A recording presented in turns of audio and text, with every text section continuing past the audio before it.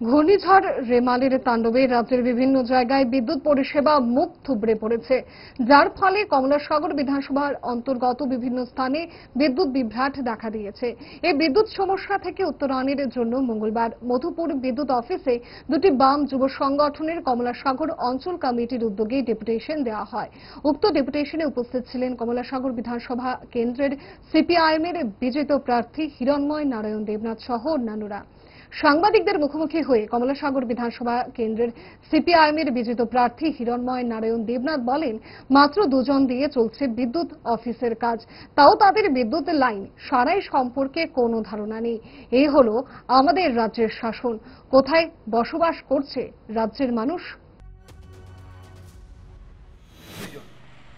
সবচেয়ে অবাক করার ঘটনা, এবং গতকাল এজেন্সি থেকে নাকি 4 জন স্টাফ পাঠিয়েছে, এখন অবধি তাদের দেখা নেই, এবং যে 4 জনকে পাঠিয়েছে তাদের ন্যূনতম বিদ্যুৎ সম্পর্কে তাদের কোনো জ্ঞান নেই।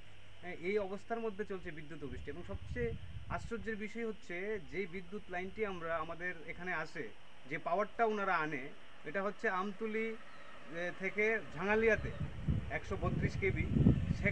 সেই যে পাওয়ারের অফিসটি সেটি প্রায়ই বিকল থাকে, বিকল্প কোনো ব্যবস্থা নেই। ওইটা বিকল হলে পর এদিকের পুরো এরিয়া বিকল, যার জন্য ওনাদের খুব অসুবিধা হচ্ছে। এক হচ্ছে স্টাফ, এক হচ্ছে যেখান থেকে পাওয়ার আনছে এটার ন্যূনতম কোনো পরিষেবা দিতে পারছে না।